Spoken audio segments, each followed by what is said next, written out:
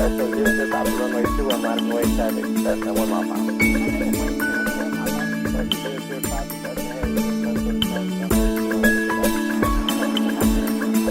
ahead with efforts to create an affordable alternative to jet fuel, one that's friendly to the environment and to business aircraft operators alike. From the National Business Aviation Association, this is Flight Plan.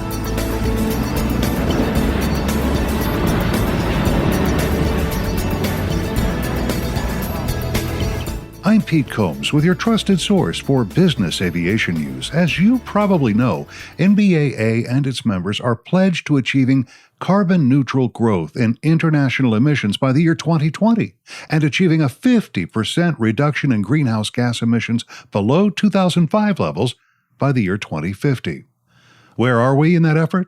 Joining me now to talk about progress on alternative fuels is Steve Zonka, Executive Director of CAFI. That's the Commercial Aviation Alternative Fuels Initiative. He's coming to us from his office in Cincinnati.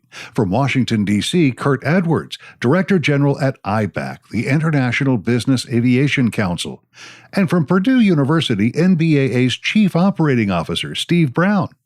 First to Steve Zonka. Steve, your organization, CAFI, was formed 13 years ago, and in that time, and I wonder if you might talk to me a little bit about the progress that we've seen in the creation of a sustainable alternative jet fuel during that time.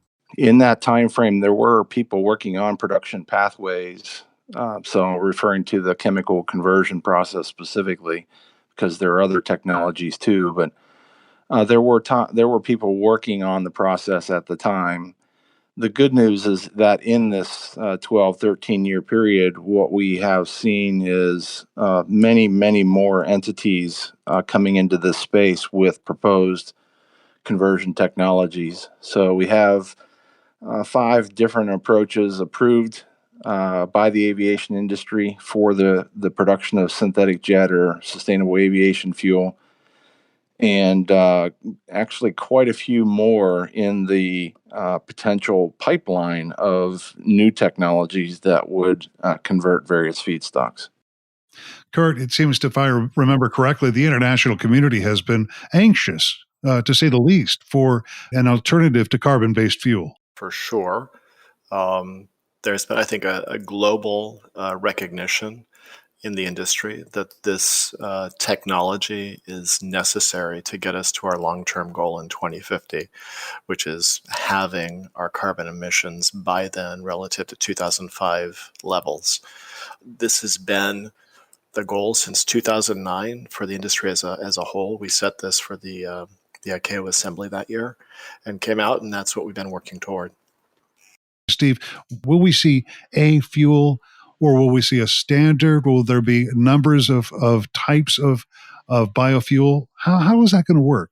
Great question. The way that the industry has tackled this issue is that we know, based on work that actually was accomplished in the 80s and 90s, that we had the ability to produce synthetic fuels. So fuels from hydrocarbon sources other than petroleum.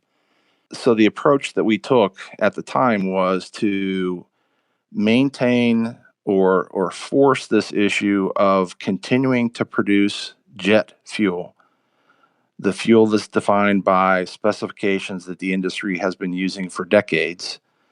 And the interest in doing that was to maintain the certification bases of new engines, new airplanes, as well as the entire fleet. And so by taking that approach of forcing these synthetic pathways to produce jet fuel molecules, we don't have to worry about a replacement of a $2 trillion hardware market or retrofitting several $1 trillion worth of airport infrastructure to allow for the use of a fuel that's different than jet fuel.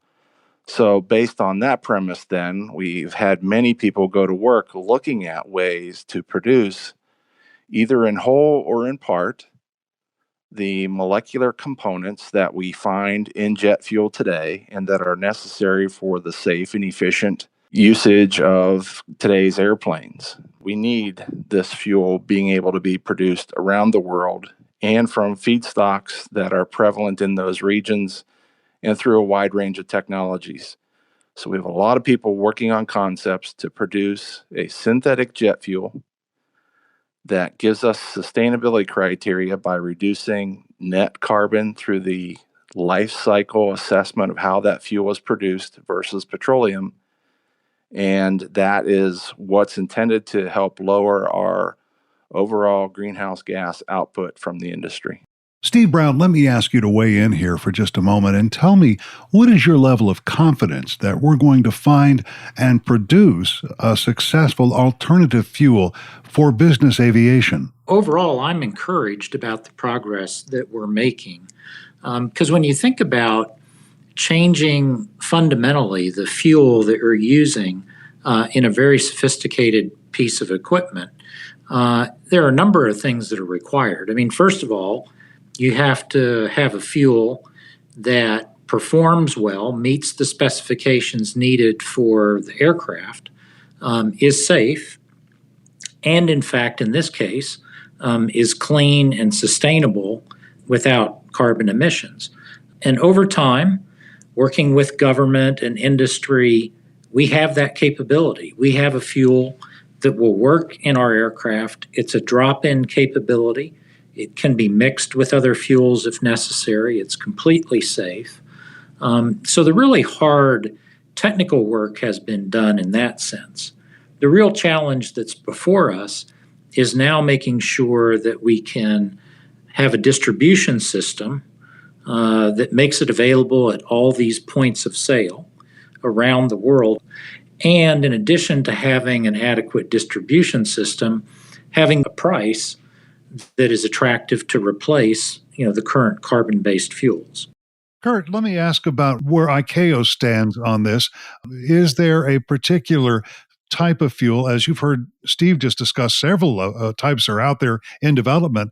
Is there any one particular that Europe prefers or that ICAO prefers? Really, there is no necessarily favored feedstock for this fuel. The standards that are out there that are now available to create this fuel are feedstock neutral. So it really depends on where you are and what could work within those standards. And Steve was talking about how international the industry is. It may not be necessarily perceived as sustainable to ship fuel from one side of a continent to the other. And at some point, we would hope that there is going to be some type of mini production or production of fuels nearer to important airports where the industry can upload the fuel. ICAO does not name a specific feedstock or fuel. It's basically, do these fuels meet the ASTM standard?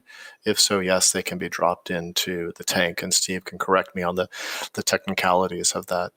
And so really right now, what is going on at ICAO and at the level of national governments in many countries is folks asking the question, how do we incentivize the development and the commercialization and the purchase and use of these fuels? Steve?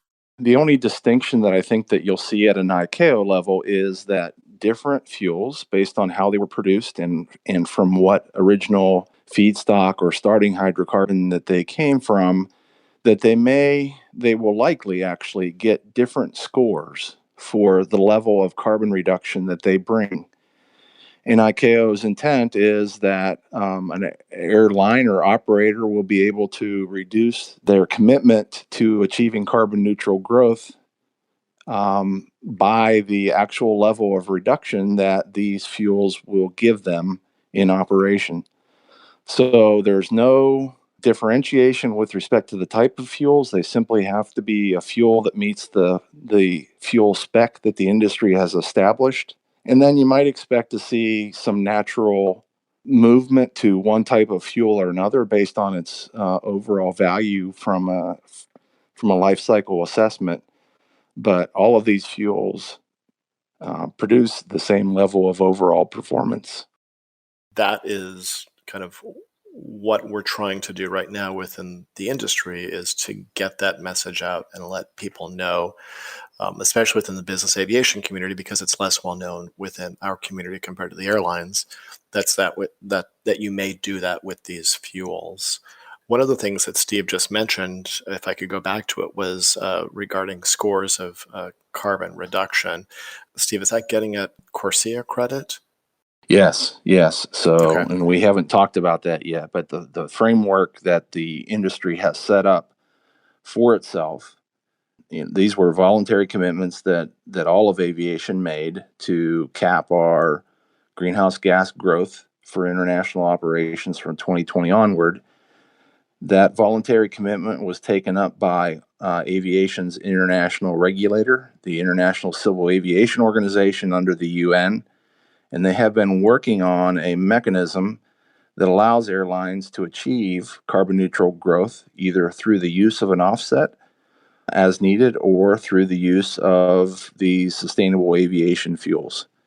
And yes, an airline will have an obligation in any particular year to offset their growth, and that obligation can be addressed either through the use of sustainable aviation fuels or the use of offset credits.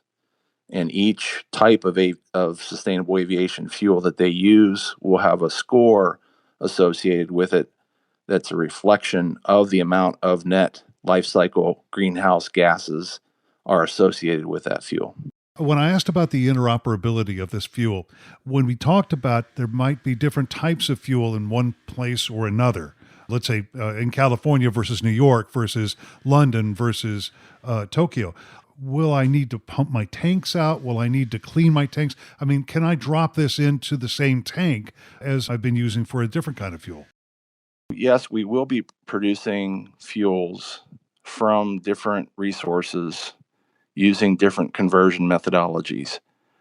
But at the end of the day, at the end of that production process, the molecules, the physical fuel molecules that come out of that process are identical, either completely or in part, versus the same molecules that we get from a petroleum refinery. To that end, Steve Brown, NBAA has been conducting demonstrations about the interoperability and the functionality of these different types of alternative fuels. Tell me a little bit about that. Well, so what we've wanted to do with these initial demonstration projects is in various parts of the world, make sure that all elements of the stakeholder community understand what capability exists in this fuel, how they can access it, who the providers are, and the progress that we're making in utilizing this green or cleaner fuel, which is very low emission and ultimately will replace carbon-based fuels. So we had a initial day of demonstrations in Van Nuys, California, in the LA basin, where aircraft flew in and out of the airport on this fuel. And our members are receptive to this. Yeah, absolutely. I mean, many of our members in their own corporate environment, whether it's other types of transportation equipment that they utilize, are increasingly utilizing non-carbon based fuels. That may be in things like trucks that they utilize in their business. Many companies are going to electric vehicles if that's possible in their businesses as well. So this whole move toward utilizing energy sources for transportation that are not carbon-based fuels is widespread across our member community and their businesses. And so they certainly are inclined to move toward this in their aviation applications as well. Kurt, where are we now in trying to achieve carbon neutrality? The medium-term goal is carbon neutral growth from 2020. So we're working on that now. And the major tool that's going to help us there initially is going to be ICAO's CORSIA, which is the Carbon Offsetting and Reduction Scheme for International Aviation. And so that offsetting scheme is going to help us achieve that carbon neutral growth goal for international aviation. The longer term goal for having our carbon emissions by 2050 relative to 2005 levels, that's going to be where we're really going to need a technology like sustainable aviation fuels to get us there. and I'll ask Steve to talk about where we are in terms of overall development around the world. I'd say most people are saying there's not enough at this point, and we're hoping that the development can be sped up and made greater as soon as possible. Yeah, thanks, Kurt. From an internal goal perspective, as I work on this from day to day, and I'm working on various commercialization exercises and offtake agreements with airlines, et cetera, et cetera. I've got an operating model in the back of my head that says, from a U.S. perspective, and North America is where we're focused. My constituency, my commercial customers, my business customers, and even to a degree on the military side, need something on the order of 3 to 400 million gallons per year production to offset expected growth. So to achieve the carbon neutral growth from 2020 onward that Kurt mentioned, that will necessitate somewhere in the order of 300 to 400 million gallons per year, incrementally on an annual basis.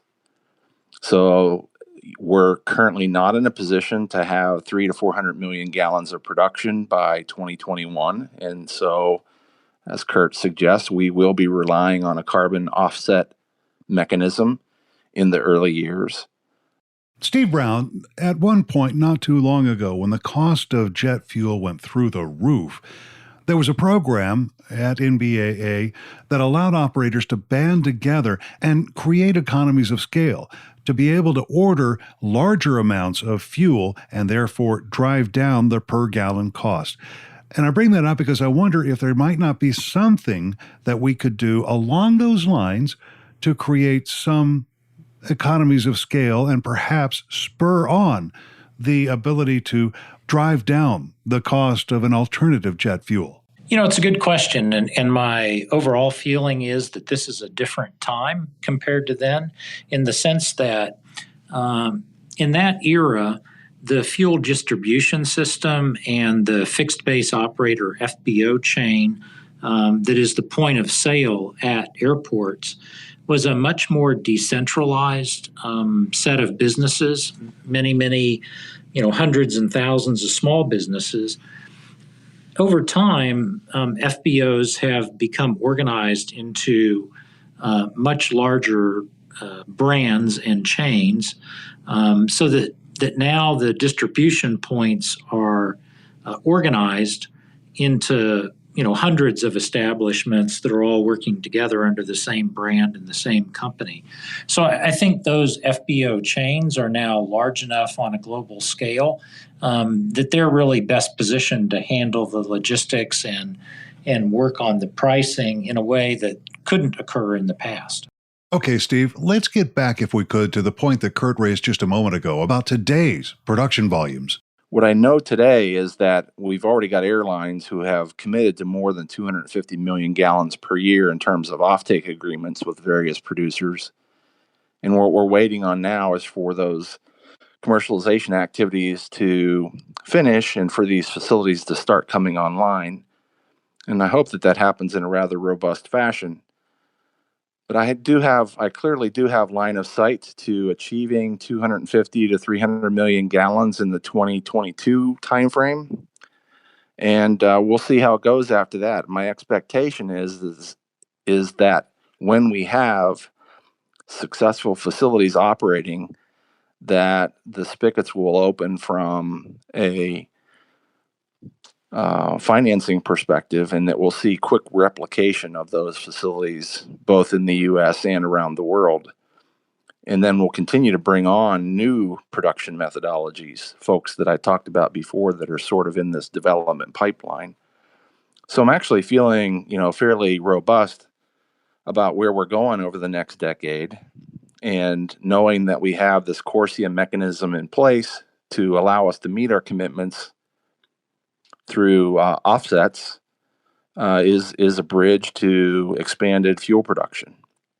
And then I'm still quite optimistic with respect to what the future looks like and the levels of production that we can get to from this very broad range of resources. Now, of course, all of that will be predicated on a lot of other things. things that happen outside of our industry, like, for instance, what actually happens with the price of oil in that time frame.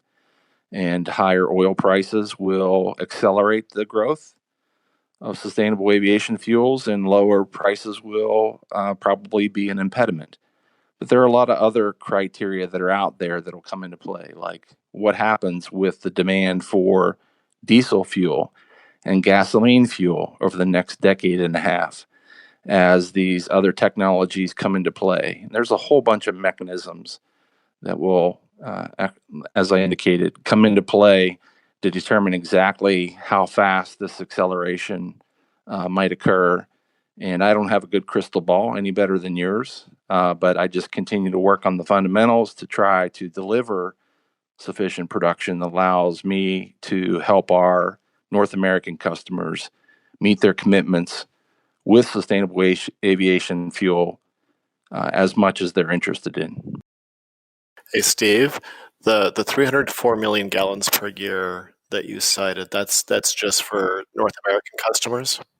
Yes. And the current 250 million that are being produced, that's globally? The 250 million are actual offtakes. Well, the These offtakes, I'm sorry. But that's advanced offtakes that airlines and other customers have signed up for, but the production is significantly lower than that at present. From an annual point of view, so it's 250 million gallons over a certain period of time. Okay. Yes, Pete, that's a key issue here. It's as Steve said, it's ramping up that production to get the volume that's necessary, and then on top of that, for us as a business aviation industry, where we tend to fly to smaller airports or airports with less traffic, or where much less fuel is taken up compared to large commercial air transport airports. That's going to be our challenge, is how do we get that fuel to those airports? That's Kurt Edwards, Director General of IBAC, the International Business Aviation Council. You also heard from Steve Zonka, Executive Director of the Commercial Aviation Alternative Fuels Initiative, and NBAA Chief Operating Officer Steve Brown. You can learn more about the Commercial Aviation Alternative Fuels Initiative at CAAFI, that's CAAFI.org. NBAA has also joined with 6 other aviation associations to encourage extension of the biodiesel tax incentive, which also promotes increased production of sustainable alternative jet fuel. You can learn more about that by going to the NBAA website and searching on the term biofuel. And that's the latest from the National Business Aviation Association. Remember, you can subscribe to all Flight Plan podcasts at Apple's iTunes website, at your favorite podcast website, or download them from nbaa.org. I'm Pete Combs. Thanks for listening to Flight Plan.